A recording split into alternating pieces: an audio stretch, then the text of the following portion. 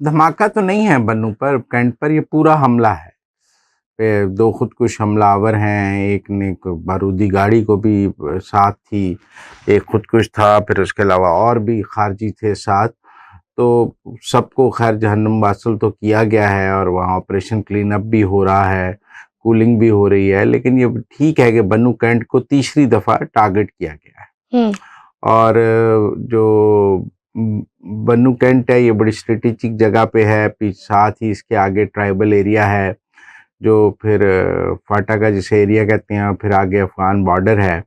देखिए तुरखम की सरहद जो है वो पिछले 1-1.5 हफ्ते से बंद है और 2 दिन से तुरखम की सरहद पर भी पाकिस्तान और अफ़गानिस्तान की लड़ाई जारी है। हैवी आर्टिलरी भी यूज़ हो रही थी। वहाँ भी पिछले अफ़गानियों की शेलिंग से एक मस्जिद को भी नुकसान पहुँचा है और तुरखम की सरहद बंद है और अफ़गानी जो हैं वो अभी तक हमसे तुरखम की सरहद या ट्रेड नहीं खुलवा सके हैं। तो ये आफ्टर शॉक्स हैं, आप कह सकें। तुरखम की सरहद, जब भी पाक अफ़गान बॉर्डर पर कशीदगी होती है तो सबसे सॉफ्ट टारगेट बन्नू को ही समझा जाता है, क्योंकि ये सबसे करीब है और वहाँ बन्नू के कैंट को सॉफ्ट टारगेट के तौर पे समझा जाता है। लेकिन बहरहाल ये अफसोसनाक वाक़या है और फ़ौज पर हमला है और फ़ौज पर ये हमला जो है ये कोई आसान बात नहीं है कि हमारे कंटोनमेंट्स पर हमला हो रहा है। वैसे तो कोयटा में भी एक फ़ोर्सेस पर हमले की इत्तला है, उसके अलावा भी हमारे एफसी पर पिछले दिनों हमला हुआ है और बलूचिस्तान की जितनी अस्करी तंजीमें हैं, जो बलोच कौम परस्त अस्करी तंजीमें हैं, दहशतगर्द तंजीमें हैं, उनका भी एक 3 रोज़ा इजलास होकर उन सब ने इकट्ठे होकर एक हो गए हैं। पहले बीएलएफ, बीएलए अलग-अलग तंजीमें थीं, तो वो सब आपस में वो भी मुत्तहिद हो गए हैं और उन्होंने अब मिलकर जो है वो लड़ाई करने का फ़ैसला किया है। इसी तरह हमने देखा है कि ये अकौड़ा खटक का जो वाक़या है, जो दाइश ने किया है और फिर ये अब बन्नू कैंट वाला वाक़या है, तो दहशतगर्दी की लहर में एक बहुत इज़ाफ़ा नज़र आता है और ऐसा लगता है कि चारों तरफ से पाकिस्तान पर हमला है और चारों तरफ से दहशतगर्द पाकिस्तान पर टूट पड़े हैं। इस वक़्त शदीद जो है वो दहशतगर्दों का नेटवर्क फ़ाल है और हमें ये नेटवर्क तोड़ना है। भारतीय नेक्सस, देखिए भारतीय नेक्सस कहें, अफ़गान नेक्सस कहें, क्योंकि अफ़गानिस्तान वाले भी बहुत परेशान हैं, उनकी अमेरिकन एड बंद हो गई है। अभी तेहरान में जो अफ़गान सफ़ीर है और भारतीय सफ़ीर की आपस में मुलाकात भी हुई है, जिसकी तस्वीरें भी जारी की गई हैं, जिसमें अफ़गानिस्तान ने चाबहार से बज़रिया ईरान ट्रेड करने की बात की है। तो इस तरह इंडिया और अफ़गानिस्तान जो है वो भी इकट्ठे होते नज़र आ रहे हैं और उन तेहरान में उनकी जो मीटिंग है एम्बेसडर्स की, जिसमें ताउन बढ़ाने की बात की है, उसमें जो इतलात हैं इंडिया ने वही कि हमारे कौंसलेट फ़ाल किए जाएँ और रॉ का जो नेटवर्क है अफ़गानिस्तान में जो अशरफ गनी के दौर में था उसको दोबारा फ़ाल किया जा रहा है और वो अब हमें नज़र भी आ रहा है इंडियन नेक्स्ट ये जो इजाफ़ा हो रहा है इसमें।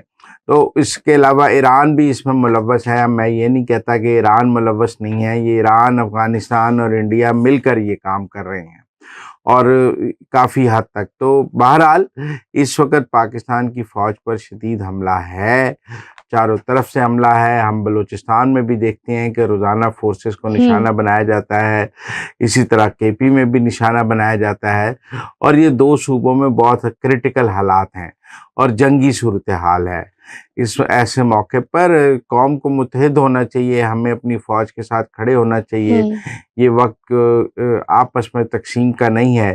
केपी हुकूमत को भी अपने केपी में लॉ एंड ऑर्डर पर तवज्जो देनी चाहिए और बाकी सियासत को एक तरफ रखना चाहिए। बहरहाल बन्नू कैंट का जो हमला है किसी न किसी तरह तो केपी हुकूमत भी उसकी जिम्मेदार है ना। अब ठीक है कंटोनमेंट्स की जो सिक्योरिटी है वो फ़ौज के हवाले होती है, लेकिन इर्द-गिर्द तो सिविल एरिया होता है जहाँ से वो ट्रैवल करके आते हैं। तो इसलिए मैं समझता हूँ कि ये एक बहुत ही अफ़सोसनाक वाक़या है और थ्रेट है पाकिस्तान आर्मी को कि हमारे कंटोनमेंट्स जो हैं वो भी सेफ़ नहीं हैं और जो दुश्मन है वो हमारे कंटोनमेंट्स तक पहुँच रहा है। सर आगे बढ़ेंगे, अब बात करेंगे सियासत को लेकर। तो 1 साला कारकर्दगी मखलूत हुकूमत की आज वज़ीर-ए-आज़म शहबाज शरीफ की जानिब से ब्रीफिंग दी गई। बड़ी तादाद में हर शोबे ज़िंदगी से लोगों ने शिरकत की। तो इस मुतालिक आप क्या कहेंगे, कैसे सम अप करेंगे? देखिए मैं इस 1 साल को हम इसका सियासी तौर पर देखें तो ये एक साल शहबाज शरीफ की कामयाबियों का साल था और इमरान खान की नाकामियों का साल था। इस एक साल में शहबाज शरीफ ने अपनी सियासत दोबारा मुस्तहकम की है, जबकि इमरान खान की सियासत बहुत कमज़ोर हुई है।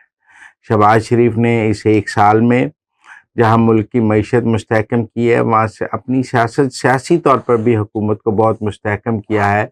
और आज से एक साल कबल जो हुकूमत कमज़ोर नज़र आ रही थी, वो आज एक मजबूत हुकूमत नज़र आ रही है। एक साल पहले जो इमरान खान काफ़ी मजबूत नज़र आ रहा था, आज बहुत कमज़ोर नज़र आ रहा है। एक साल की अगर आप मुझसे पूछें सबसे बड़ी कारकर्दगी क्या है हुकूमत की, तो वो 26वीं आईनी तरमीम है जो हुकूमत ने पास कराई। और उस 26वीं आईनी तरमीम के पास होने से हुकूमत भी मजबूत हुई और हुकूमत और रियासत की गिरफ्त भी मजबूत हुई। और वो 26वीं आईनी तरमीम ही वो पॉइंट ऑफ रिटर्न ऐसा नुक्ता है जहाँ से हम देखते हैं कि इमरान खान को भी शिकस्त फाश हुई और उनके हामी जजेस को भी अदलिया से, क्योंकि इससे पहले 26वीं आईनी तरमीम से पहले तो ये कहा जा रहा था ना कि जुडिशरी जो है वो हुकूमत को घर भेज देगी, नए इंतखाबात हो जाएंगे। तो 26वीं आईनी, अगर कोई मुझसे पूछे कि एक साल की हुकूमत की सबसे बड़ी कामयाबी क्या है, तो मैं कहूँगा 26वीं आईनी तरमीम को मंजूर करवाना सबसे बड़ी कामयाबी है। उसके बाद ही हुकूमत की जो है गिरफ्त मजबूत हुई है निज़ाम पर और निज़ाम मुकम्मल तौर पर हुकूमत के कंट्रोल में आया है। और बाकी जो माशी कामयाबियां हैं वो अपनी जगह हैं, जो और कामयाबियां हैं वो अपनी जगह हैं, लेकिन जो गिरफ्त है हुकूमत की निज़ाम पर, वो तो 26वीं आईनी तरमीम से मजबूत हुई है। बाकी ये एक साल खान साहब जेल में रहे हैं, हुकूमत और शहबाज शरीफ ने वज़ारत उज़्मा को इंजॉय किया है। ये इस एक साल की कहानी है। इस एक साल में तहरीक इंसाफ के टुकड़े टुकड़े हो गए हैं और दूसरी तरफ हुक्मरान इत्तेहाद इकट्ठा रहा है। इस एक साल में अपोजिशन अपने आप को मुत्तहिद नहीं कर सकी है। अपोजिशन का कोई ग्रैंड अलायंस नहीं बन सका है एक साल में।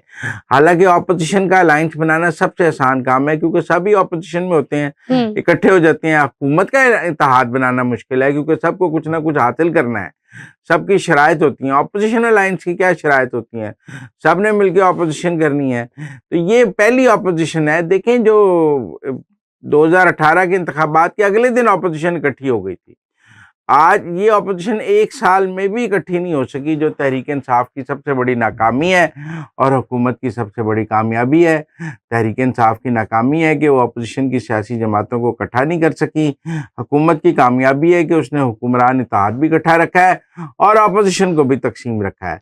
मैं तो बुनियादी तौर पर इसको शहबाज शरीफ की कामयाबियों का और इमरान खान की नाकामियों का साल कहूँगा। सर, अपोजिशन अलायंस की जैसा कि अभी आपने बात की है, तो हमने देखा है कि सलमान अकरम राजा की जानिब से आज कहा गया है अडयाला जेल के बाहर मीडिया से गुफ्तगू करते हुए कि मौलाना के लिए बानी पीटीआई ने कुछ हिदायत दी हैं, जो कि मैं बजाते खुद उन तक पहुंचाऊंगा। और उनकी जानिब से ये भी कहा गया है कि बानी पीटीआई कह रहे हैं कि मौलाना का अपोजिशन अलायंस में आना खुशाइंद है, तो हम उनको वेलकम करेंगे। तो इस मुतालिक आप बताएं कि कौन सी ऐसी हिदायत हैं? देखिए, मैक्सिमम जो ऑफर कर सकते हैं वो मौलाना को, वो अपोजिशन इत्तेहाद की सरबराही है। लेकिन टेक्निकल बात यह है कि खाली अपोजिशन इत्तेहाद की सरबराही भी तो काफ़ी नहीं है ना, उसके साथ कायदे हिज़्ब इख्तिलाफ का ओहदा भी है, वो भी देना होगा। और फिर केपी का मामला कैसे सॉल्व किया जाएगा। तो इमरान खान को, मौलाना को मनाने के लिए बहुत बड़ी बड़ी कंसेशंस देनी पड़ेंगी, जो शायद इमरान खान के सियासी मिजाज के मुताबिक नहीं है। और मौलाना जो हैं वो इतनी आसानी से इमरान खान के काबू नहीं आएंगे। और फिर मौलाना को इमरान खान की सियासत नहीं करेंगे। अगर मौलाना ने अपोजिशन के ग्रैंड अलायंस की सरबराही करनी है, तो वो फिर मौलाना की शराइत पे चलेगा।